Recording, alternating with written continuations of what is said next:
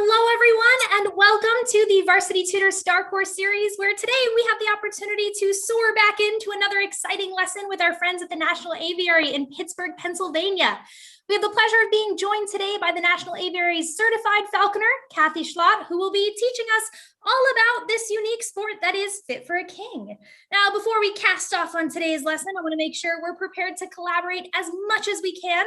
So as we move through the lesson, Cathy's going to have some questions for you, and you may have some questions for her as well. Feel free to use the chat panel on the right-hand side of your screen to ask any questions that you have throughout the lesson and to answer the questions she'll have for you along the way. And if we don't get to your questions in real time, not to worry, we're going to save a few moments at the close of the lesson specifically for questions and answers. Now, you'll also want to make sure that you have your cameras nearby, because I hear we're going to be getting to meet a feathered friend a little bit later on in today's lesson. And toward the end of the lesson, you'll have the opportunity to lean into the screen and pose for a selfie with our feathered friend. And if you pose for that selfie and you post it on Instagram and you tag us at Varsity Tutors as well as National Aviary, you'll be entered to win a subscription to Wildlife Creature Camp. Now, I'm going to talk a little more about that prize and how to make sure that you enter properly toward the end of the lesson. But in the meantime, I'm going to go ahead and hand it off to your resident Falcon expert of the day, Cathy. Take it away, Cathy. Good afternoon, everyone. I hope everyone's having a great day out there. My name is Cathy. I am a master falconer, as well as I'm a trainer here at the National Aviary. So I get to work with all sorts of fun birds: falcons, eagles, hawks, toucans, parrots, you name it, and I get to help train it. We even have sloths at the National Aviary, even though we are mostly birds, but we do have a couple mammals, and so I get to work with those as well. And so a lot of people, when they think of falconry, they just think of falcons. But what other images, what other things, animals come to mind when you're thinking about falcons? Oh, I see a lot of you guys are out there thinking like hunting and birds of prey and things with sharp talons, and you are all right. And we're going to actually switch and start off with a little presentation here. That way it can help me talk about falconry. All right. Can we see my screen? I don't think you can. There we go. All right. Now we can see it. So when we think about falconry, and we think about all those different components of falconry, all those hunters, all these wonderful birds, falconry itself is actually an ancient sport in which a bird of prey and a human go out and work together to hunt for food. And that is what falconry really is. It's that ability to be a partnership, to work with your animal, and to go out and provide food. Back in the day, this was a great way for people to help feed their families. They'd go out with their hawks or falcons. They would catch something like rabbits or squirrels or quail or pheasants, and they would give part of it to the bird because the bird doesn't eat that much. And they would take the rest of it and they would go home, and that would be what was for dinner tonight. So this has been an important part of many cultures for thousands of years. And is really interesting because falconry over time seems to have popped up independently in different countries around the world, and we don't know where it truly started. But it has been around for so long, and I'm not going to read all these slides to you, don't worry, but I just wanted to show you like how old it really is. I mean, we're talking 8 to 10,000 BC. There were hieroglyphics with falcons on people's gloves, sitting there on people's gloves and cave drawings. There's lots of art and pictures from thousands of years ago that show people with falcons. It was huge in the medieval ages. I don't know about you guys, but when I watch movies that have birds in them, especially when it has things like knights and it's around the medieval ages, sometimes they'll have birds with them. And I always like to spot like, ooh, which bird is that? Can I tell which kind of birds are all those different birds in the movies? Because they always usually have falcons in there because falconry was huge in the Middle Ages. And one of the coolest things I think is that William Shakespeare was known to be a falconer. So I get to do something that William Shakespeare got to do. So it is very cool. He referenced falconry on a lot of his different works. But it's also kind of interesting that in England in the 1600s, there was a lot of social hierarchy roles in place. Like if you were a king, you got to do special stuff. And if you were a servant, you didn't get to do all those cool things. So that went the same way with falconry. Kings could fly gyrfalcons, and gyrfalcons are the biggest of the falcons, you know? An earl would fly peregrines. They're just a little bit more smaller. And then you would keep going down until the servants only got to hunt the smallest of the falcons, the kestrels, which is not fair because if you think about it, the servants needed the food more than the kings. But that was how it went down in the 1600s in England. But not kind of fair, but that's how it worked. It all depended on your social status. And in the 1900s, falconry started to cross the oceans and became popular in the United States. So for modern day falconry, it is still happening. It's happening in every state except for Hawaii, because Hawaii is that island.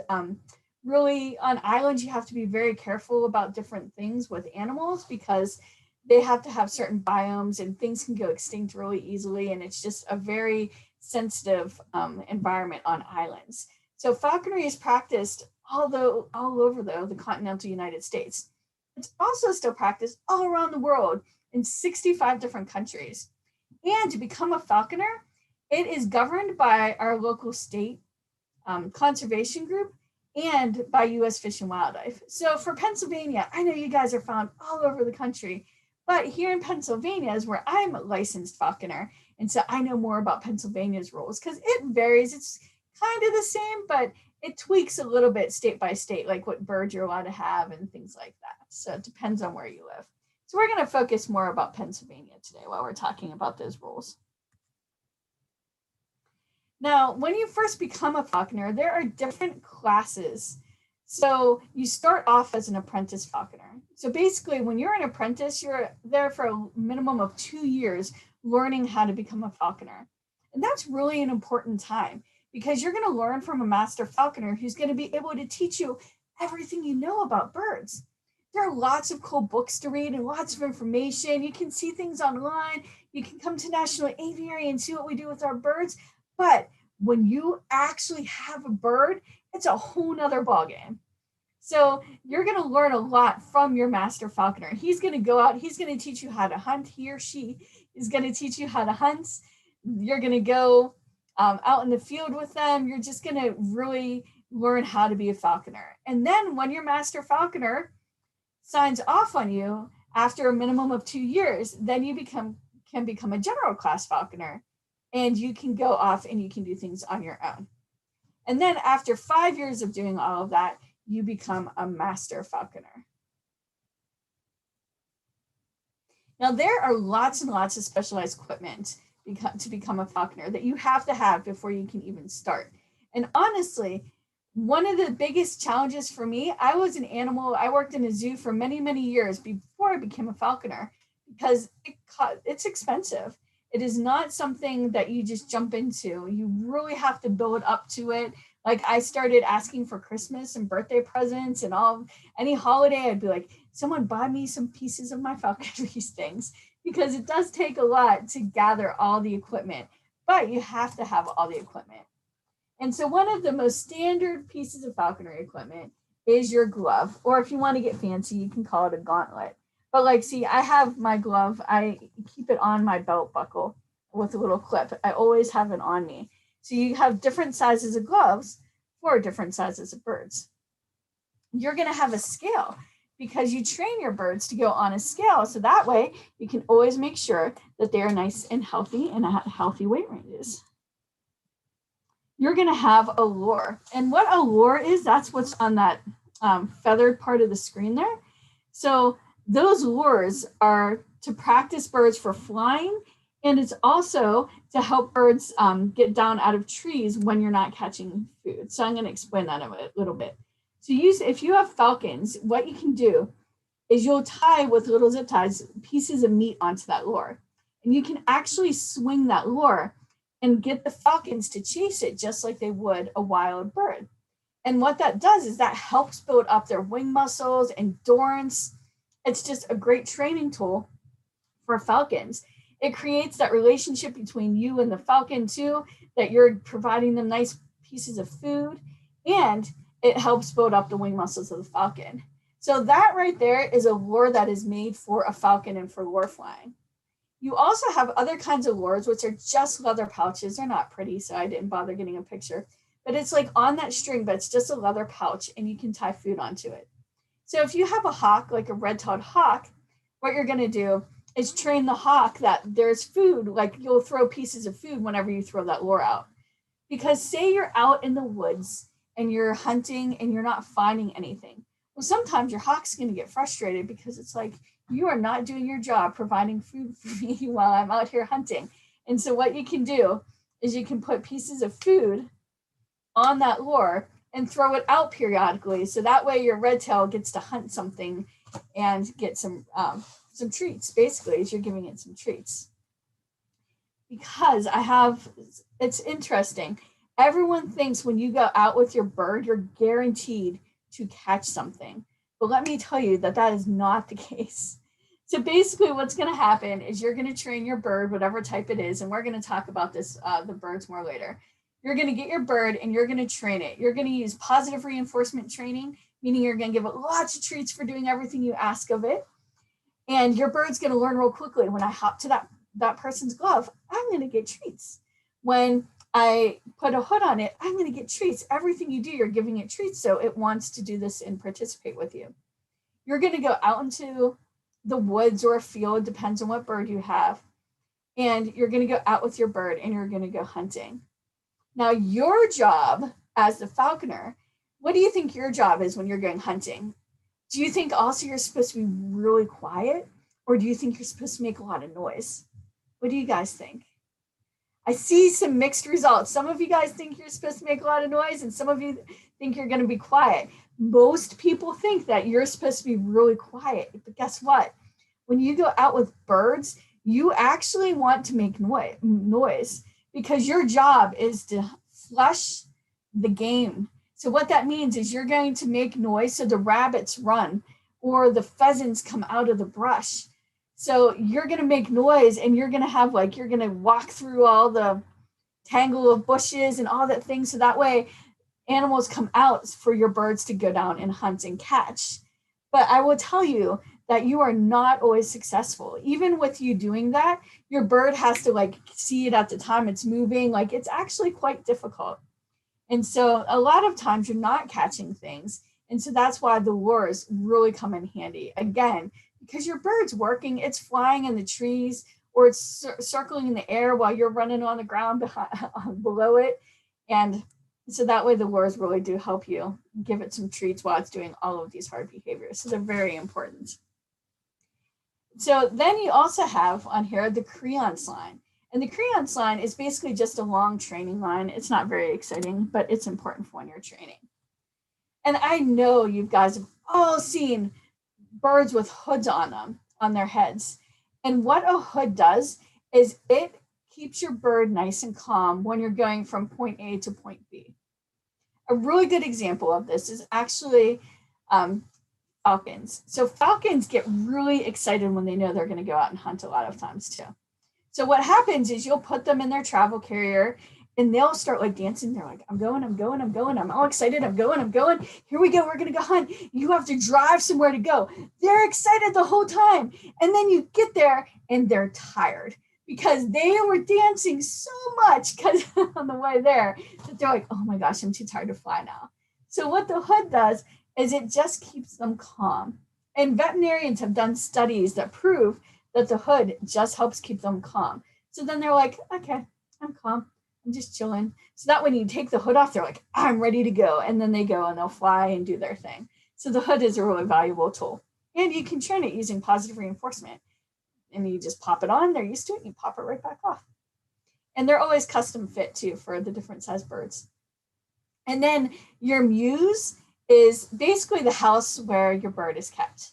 So this is just one example. There are many examples of different mews where you'll have different perching and different houses. You always want to make sure you have multiple windows for airflow, water dishes, anything that your bird would need. And you also have to have an outside component. So that way, if you have like an indoor-outdoor areas, because your bird needs sun and to enjoy the weather, but your bird also needs to be able to get away from the weather as well. So any falconer has to have both an indoor and outdoor component. So we're going to talk about some other specialized equipments that we put on our Raptors, but I also wanted to talk to you about why you can do it and why it is where it is. So Raptors are generally referred to as birds that catch and kill with their feet. So they have really, really strong feet and talons to be able to do that. So it is basically the same as putting, if you have a dog and you use a leash on it, if you would put a leash just to keep it safe around a bird's neck, it would not survive. So, but raptors like owls and hawks, you can put leash when you're going from different places around their ankles, because that's where their strength is. It doesn't bother them then. So you always only want to put it on birds that catch and kill with their feet though, because they have that really strong leg muscles and ankles, and they're ready to be able to put it on. You wouldn't want to put it on, say, a parrot or something like that.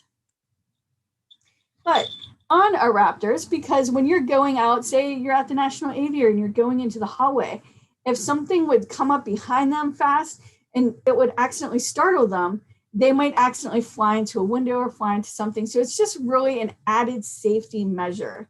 Even though all the birds are trained to sit nicely on the glove, and that doesn't happen often, it just makes sure that all the birds are nice and safe. And so we'll put the equipment on, and falconers will put the equipment on before they go hunting, and they'll take it off while they're out and about, take their bird home, and then they can take it back off of them.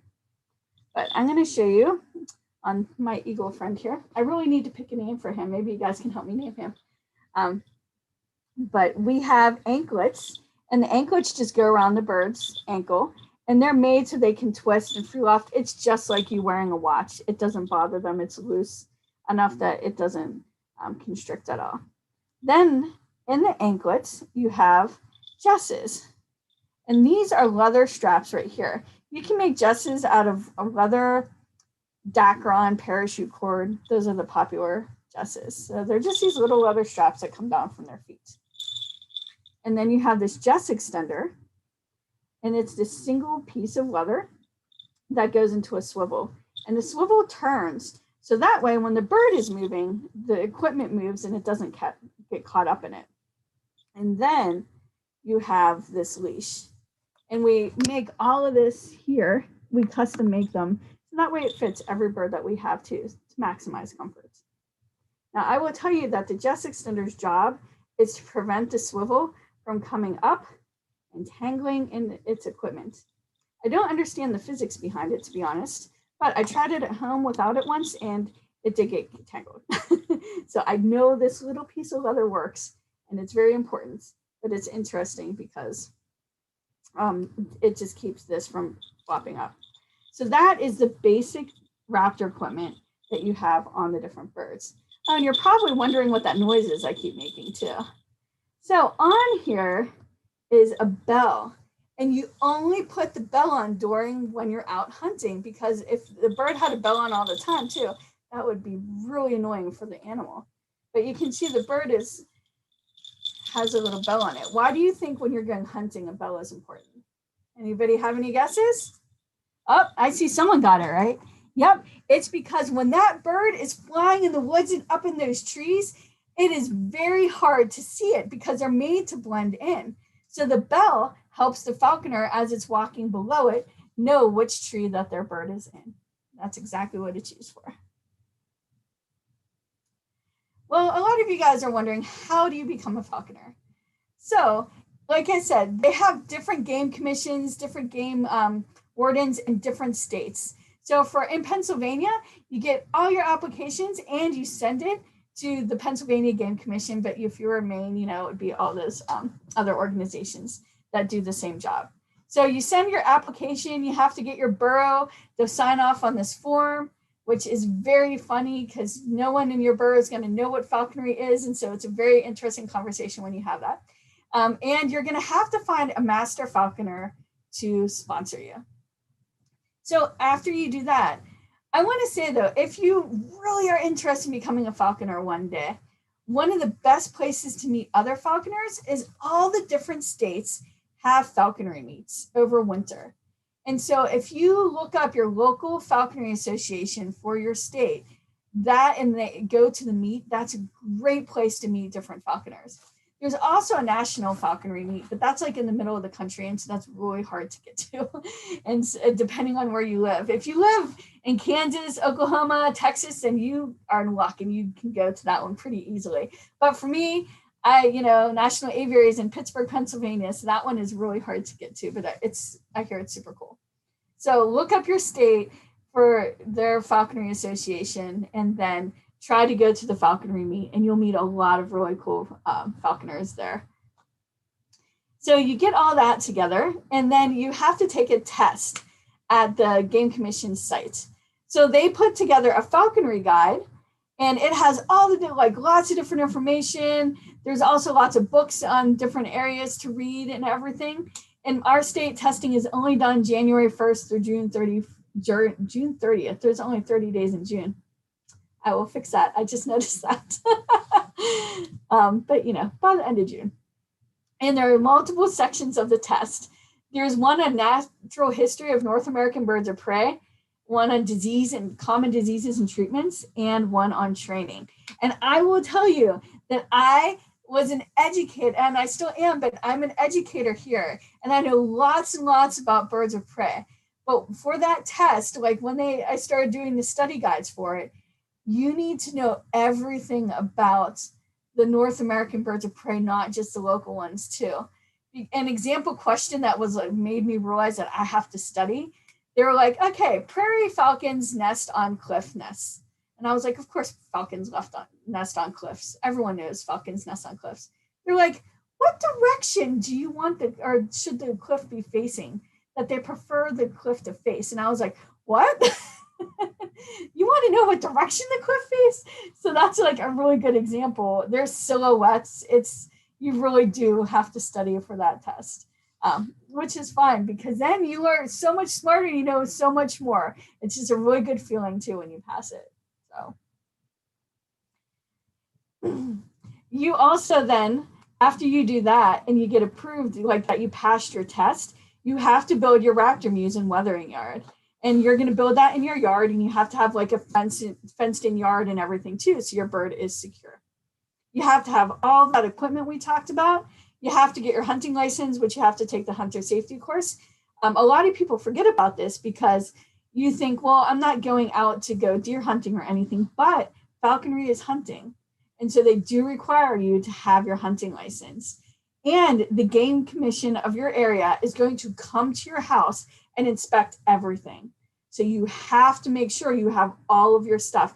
Even if you're not going to have a bird yet because you don't have your license yet, but that doesn't matter. You have to have all of it with you. So that way you can come get inspected.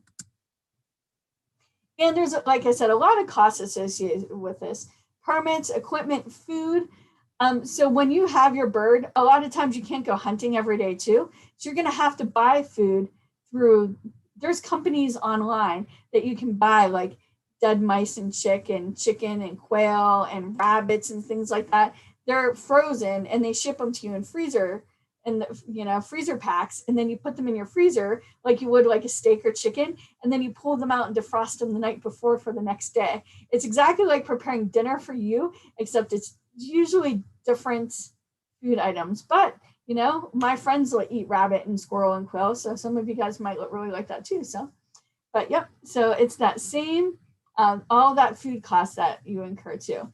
Housing, clothing for you, not the bird. So you want to have, when you're running through the bushes, I used to think before I started going out, I was like, oh, I don't need all that special gear. They just want to look nice in their fancy outfits.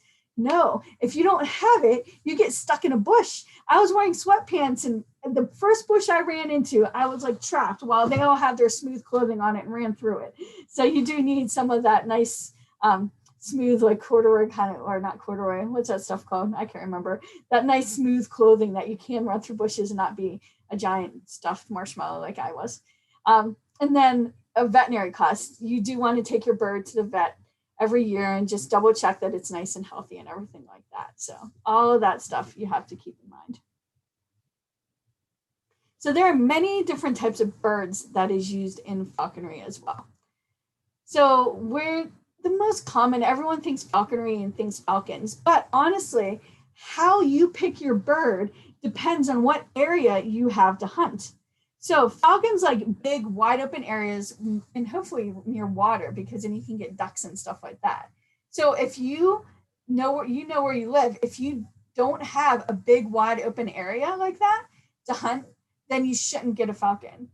You know, if you have lots and lots of woods around you, then you want to get a hawk. So like you always want to pick your bird based on what hunting grounds you have available to you. And that's how you set it up. So birds like this is a peregrine falcon right here. Her name is Nike. Actually, I am helping train this bird for a wildlife rehabilitation center because she was injured her first year. And so I've been working with the falcon to help it so that way it can be released back into the wild. So that's another cool thing I get to do with my falconry license. But this is a bird that's going to hunt things like grouse, pheasants, quails, pigeons. Falcons eat other types of birds. And again, a peregrine has as long pointed wings you can see. They're going to go in a wide open area and they're going to circle high in the sky.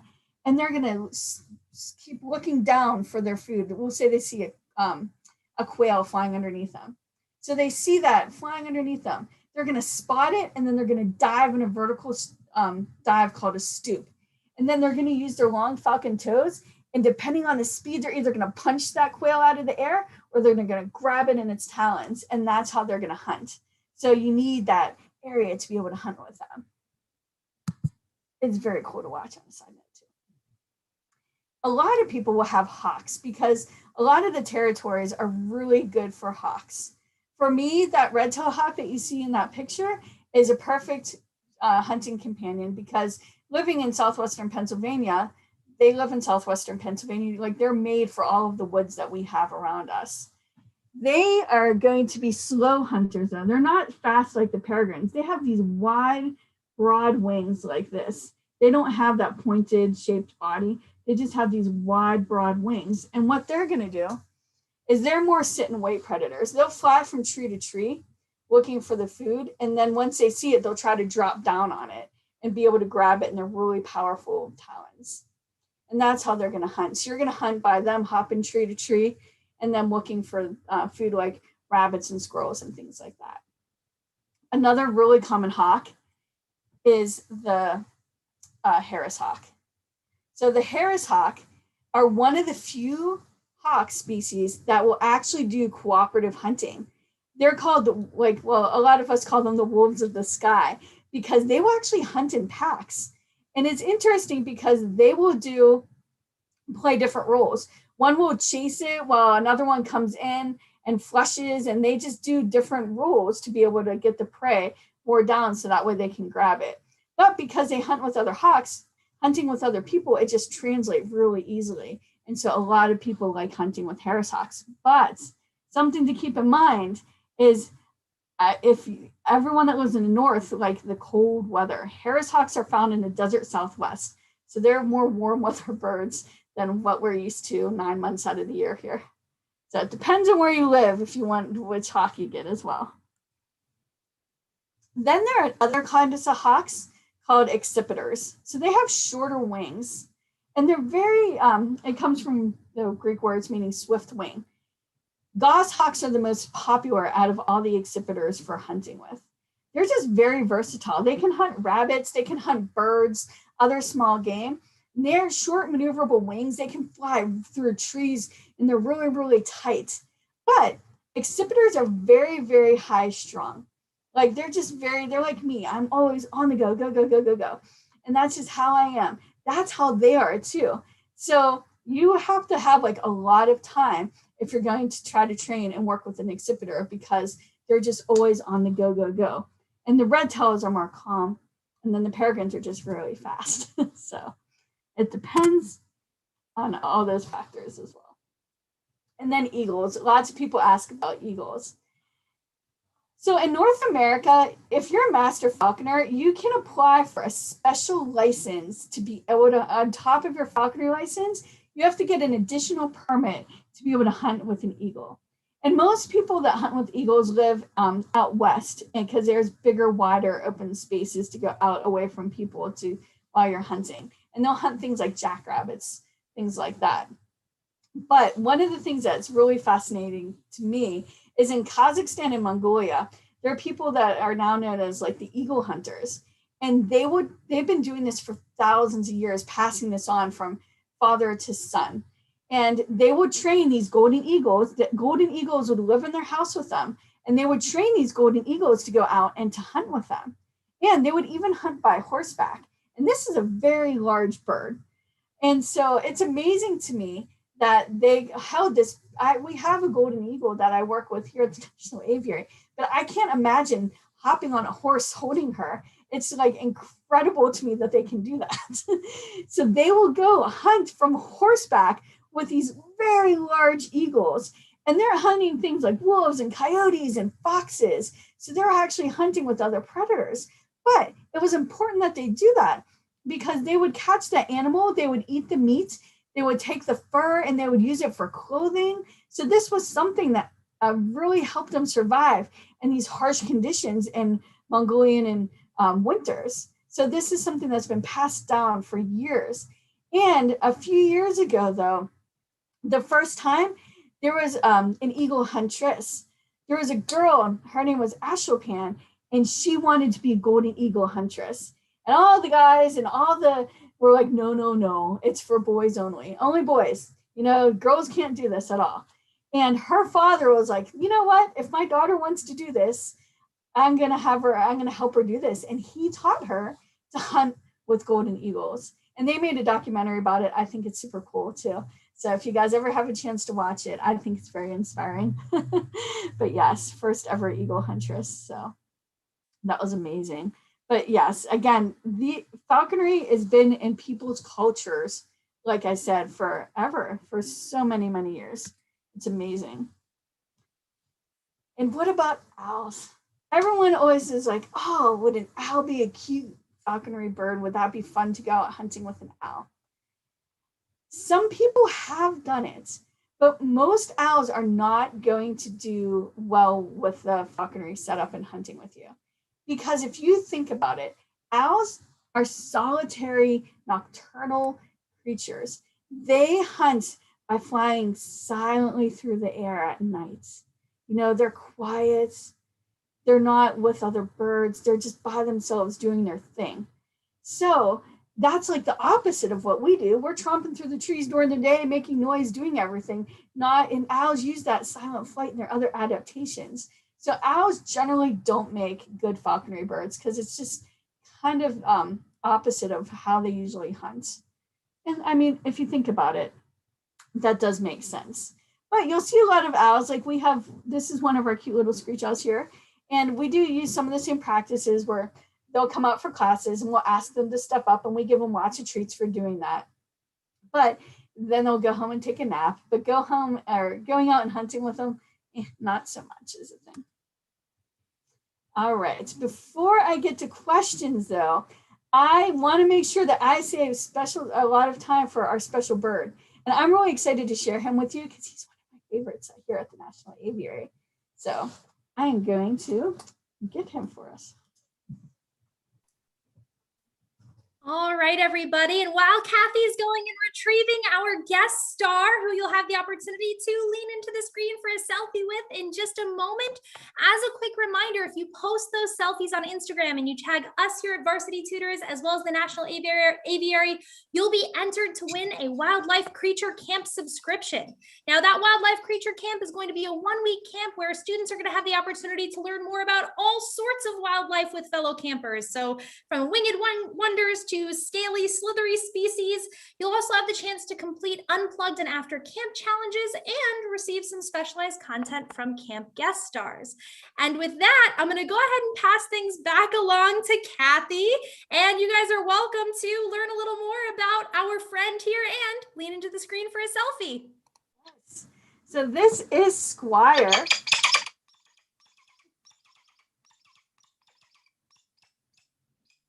Did you guys get that? He has very important things to say. So Squire is a Lanner Falcon, Lanner, Lanner Falcon. And Lanner Falcons are native to parts of the Middle East, Northern Africa, parts of the Mediterranean. And Lanner Falcons, like Squire, are another bird that is used in falconry. Squire here, though, is a very, very fast bird here at the National Aviary. So here we don't hunt with him, but we do lure flying demonstrations, how I talked about with the lure.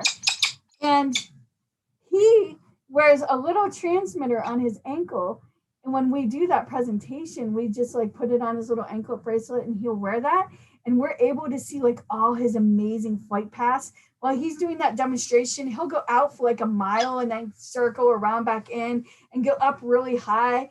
And so having all this information, we've actually been able to clock him. He flies over 70 miles an hour while he does that. If you're here, you can just hear him flying, cutting the wind right over the top of your head. It is amazing how fast he is. He's just like a blur. And so he's a very, very good at doing all this flying behaviors.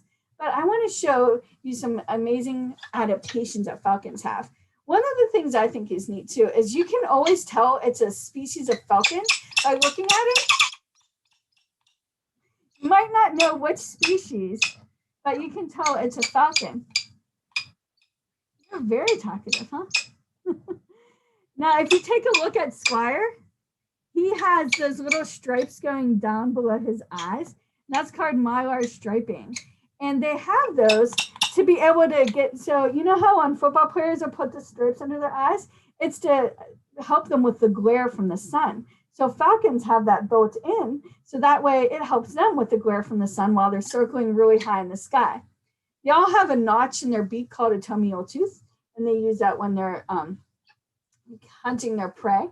They all have bones in their nostrils because falcons fly so fast. You know, like when you're going fast in the car and the wind's coming in and you're like, I can't breathe because the wind's coming too fast at you.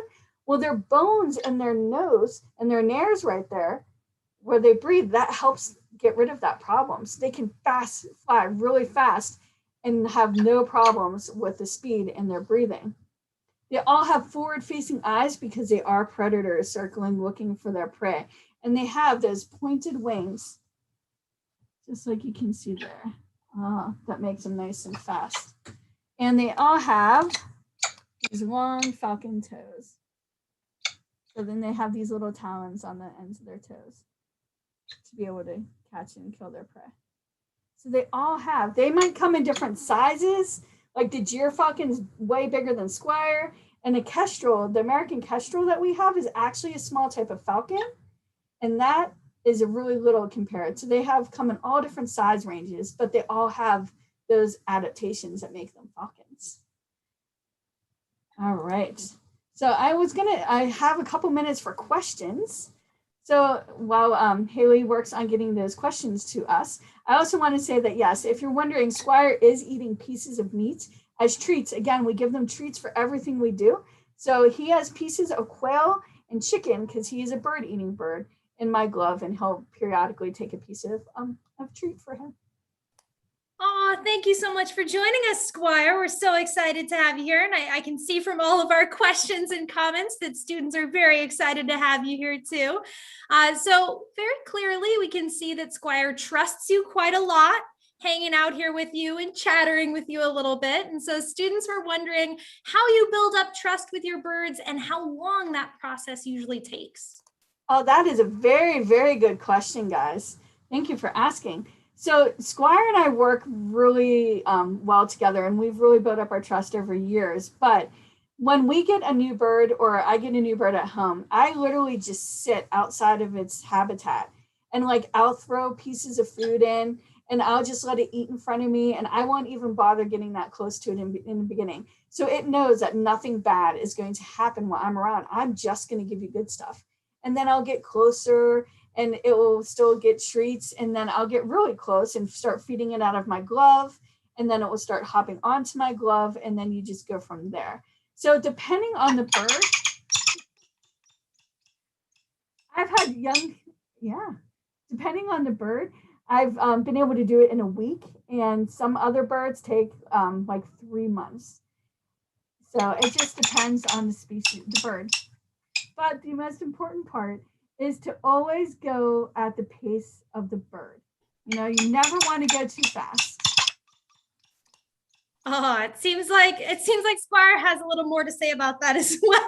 I think Squire's like, but I like to go fast. Yeah, there you go. You answered many questions from interested students about how they would pursue falconry, the steps that they need to take, what's involved. Could you remind us just really quickly on some of the resources that they should seek out to learn more information about the specifics of what pursuing falconry would look like in their area? Yes. So if you go online, you can look up, there's a National Falconry Association. And so if you go to the National Falconry Association website, there's a lot of different information. But if you go to just put in like Pennsylvania Falconry or Florida Falconry, whatever state you're in, it usually pops up. Whatever game commissions state you're in, whatever game commission is in charge of your state, all their information is always on their website. So like for Pennsylvania, it tells you all the rules, regulations, everything you need. All of that stuff can be found on their website. So yes, definitely check out both the Game Commission of your state and the National Falconry Association's website. You can find a lot of information at both those places. Awesome. Thanks so much. And it does look like we have a lot of aspiring falconry experts in the class today who are wanting to learn a little bit more from your example.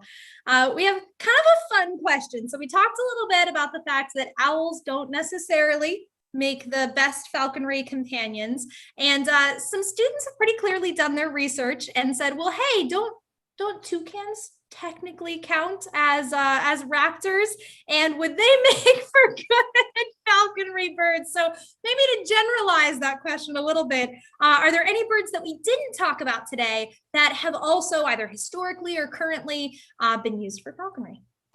So there are a lot of bird species that will occasionally eat meat. So I hear you.